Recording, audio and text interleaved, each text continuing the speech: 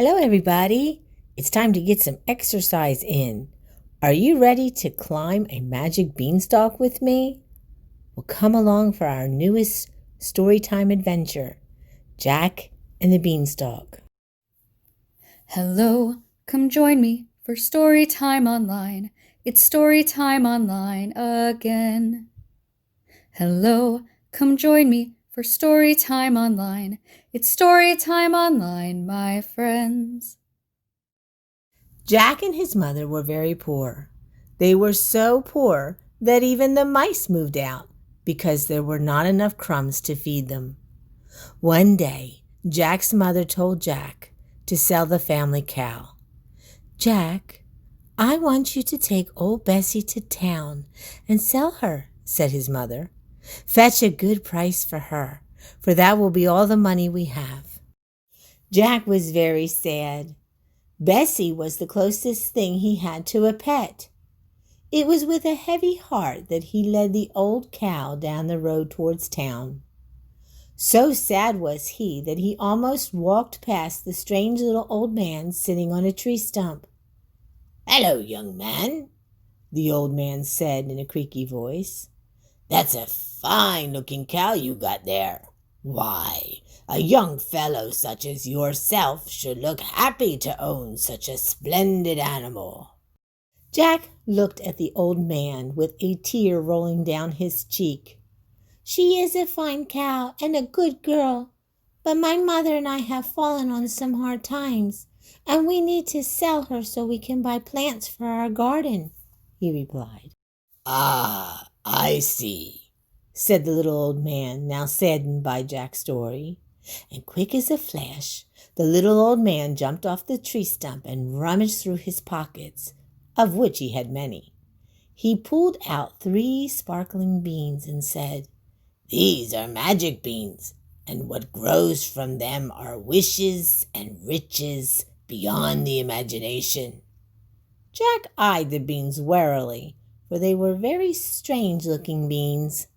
The little old man extended his hand so Jack could have a closer look at the beans and said, "I will trade you these beans and promise to give your bovine friend a good home."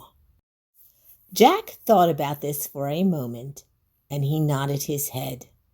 Smiling, Jack and the little old man made the exchange. Jack put the magic beans in his pocket, and when he looked up to ask the man his name, both the little old man and Bessie the cow had vanished. Jack was very proud of himself when he ran home. Finding his mother tilling the soil in the garden, he rushed up to her and proudly exclaimed, "Mama, look what I have!" His mother straightened her aching back and peered at Jack's outstretched palm. "What are these?" his mother asked, looking at the strange beans in Jack's outstretched hands. "Magic beans!" Jack shouted with joy. "They will grow wishes and riches beyond the imagination." Jack's mother looked warily at the beans, and then with a look of alarm she asked, "Jack, where is the cow?" "I traded Bessie for the beans," Jack said as he placed the beans in his mother's hands. Closing her fingers over the beans, Jack whispered, "Wishes and riches beyond the imagination." Jack turned on his heel and dashed off to the house for a cool drink of water. Jack's mother uncurled her fingers from around the beans, sank to her knees in the freshly tilled earth, and began to weep. One by one, the beans dropped from her fingers as she cried, "How will we ever survive the winter?" Later that night, under the light of the full moon, the magic beans, having been placed in the soil and watered with tears, began to grow and grow and grow. When the sun peeped over the horizon, Jack sprang out of bed, got dressed, and went to see if he could help his mother plant the magic beans. He threw open the back door and ran straight into an enormous, sparkling green vine. The vine blocked the whole back door. Jack just stood and stared, and when his mother came into the kitchen, all she could do was point at the back door, scream, and faint to the floor. Jack rushed over to hold her hand, and when his mother finally spoke, she said, "Jack, what is that?" Jack began dancing about the room and said, "It's the vine from the magic beans." Jack's mother sat up and said, But Jack, I don't see any beans growing on the vine." Jack looked, and he did not see any beans either. He looked out the kitchen windows and he looked out the back door, but no beans. Jack looked at his mom with all of the excitement of a young boy about to go on an adventure and whispered, "I bet they are at the top." "Oh, Jack," his mother said with alarm, "I don't think it will be safe for you to climb that vine." However, she said this to an empty room because Jack had already left through the front door. Jack climbed and climbed, looking for beans. Surely a vine this big would have humongous beans that would feed him and his mother for at least 4 winters. Higher and higher he went, but still no beans. Finally, Jack had reached the top of the vine, and when he looked down, he could not see his house. However, when he looked out, he spied a road that led to an enormous castle. Carefully, Jack stepped off the vine and onto the road. "Where am I?" he thought. Perhaps the people who lived in the giant castle could answer that question. So off he sprinted. When he arrived at the door, it was so tall that 10 men standing on 10 men wouldn't reach the top. Jack knocked with his fist on the bottom of the giant door. His knock hardly made a sound, so he tried again louder with his foot. Jack had to cover his ears when the door finally opened, for the noise was so loud. There in the doorway stood 2 giant lady shoes that were attached to 2 giant green legs that were attached to a giant green lady. "Hello!" the giant lady said, and her voice echoed all around the valley. Jack was very scared, but he knew if he didn't say something, the giant lady might step on him by accident. So in his very loudest voice he yelled, "Hello, ma'am!" The giant lady looked down, spied Jack, and said, "And who might you be, young man?" Jack introduced himself and explained about the magic beans and the big vine that had grown in the garden. And he talked about how he hoped that the vine would produce beans big enough to feed his poor mother and him through many winters. The giant lady listened to the small human child and took pity on him. She went inside and came back with a bag of bread that she had cut into small pieces so that Jack could carry it back to his mother. She gave the bag to Jack with a stern warning that Jack was never to return, for her husband was not fond of humans. Jack thanked her kindly, took the bread that was offered, and raced back to the vine for the long descent home. Jack and his mother feasted on that bread for a week, but soon it was all gone. The garden was ruined because the magic vine had taken up all the space. Jack thought he would climb the vine once more to see if any beans were growing. Up he went, but this time when he got to the top, he saw a chicken. And when the chicken saw him, she squawked, and out popped a golden egg. Suddenly, the ground shook fiercely, and Jack grew very scared because around the corner of the castle, a very tall and mean-looking giant green man appeared. Jack remembered the giant lady's warning about her husband, and he scooped up the chicken and fled down the vine, vowing to return the chicken to the giant lady as soon as her husband was not at home. When Jack neared the bottom of the vine, he jumped and twisted his ankle. His mother rushed out and saw him crying on the ground. she determined that while his ankle would be fine, he would have to stay off it for a bit. Jack and his mother cared for the chicken with all the love that they had in their hearts. However, having no money to buy food for the chicken, they sold one of the golden eggs to purchase grain for the chicken.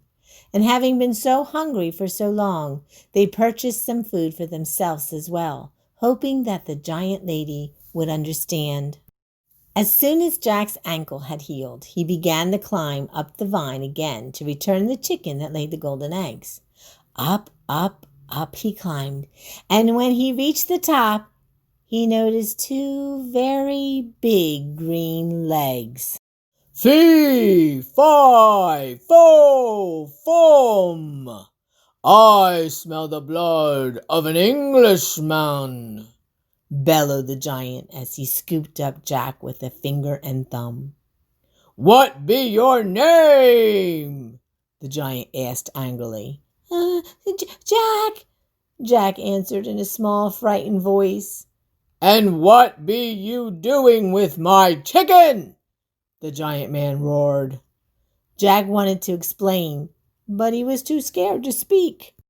Put him down, fussed the giant lady, stomping up to the giant man. You put him down this instant! No, yelled the giant man. This is a chicken thief, and I will not let him go. You put him down right now, the giant lady said, and she stomped her huge foot, shaking the ground. How is he supposed to talk with you frightening him to death? The giant man placed Jack on the ground and stepped aside so his wife could talk to Jack. Jack explained about climbing the vine to look for beans, but finding the chicken instead. When he saw her husband, he knew he couldn't return the chicken then, so he took the chicken with him to return to the giant lady later. He tearfully told her about twisting his ankle and having to wait for it to heal. He sobbed as he explained how his mother had to sell one of the golden eggs to provide food for the chicken, and that they only used a little bit of the money to purchase food for themselves. Jack apologized to the giant man and the giant lady, and then he made a wish. I wish I never saw those magic beans, he said, and I wish that vine never grew in my backyard. Jack opened his bag and gave them the remainder of the money he had after selling one of the golden eggs. He also gave them the rest of the golden eggs that the chicken had laid while Jack was caring for her. The giant man's heart softened. He looked at the chicken and saw how plump and happy she was. The chicken also seemed to be very happy with being in Jack's company. The giant man picked up Jack's bag and placed the chicken, the money, and the golden eggs back inside. And in a much softer voice he said, You have restored my faith in mankind, young Jack, and for that gift I will give a gift to you. You may keep the chicken and all that she will provide for you and your mother. I wish you both blessings. He turned and proceeded back to the castle. Well, bless me, the giant lady said. I never thought I would see the day. I, too, will give you a gift. She reached into her pocket and pulled out a golden harp. She bid the harp to play, and Jack heard the sweetest music he had ever heard. I hope this harp's music will cheer you and your mother up on those long winter nights, said the giant lady as she placed the harp in Jack's bag. Jack picked up his bag and climbed back onto the beanstalk. He could hear the giant lady teasing the giant man about what an old softy he was as they walked towards the castle, and he heard the giant man chuckle. When Jack reached the bottom of the beanstalk, his mother was waiting for him with tears in her eyes. Oh, Jack, she shouted as he hopped off the beanstalk. I heard a terrible thunder that was so loud I thought the mountains would crumble. I have been so worried. Jack ran to her and hugged her tightly. He told her of the kindness of the giants and showed her the harp. His mother was delighted, and tipping her head to look up the vine, she whispered, Thank you. The next day, when Jack woke with the sun, the beanstalk was gone. It had vanished as quickly as it had appeared. Jack and his mother lived there to this day. And should you happen to pass by that little house on a cold winter's night, you might hear singing and the clucking of a chicken and the sweetest harp music that you have ever heard. The summer reading program has started at Marshall County Memorial Library, but it's not too late to join in the fun.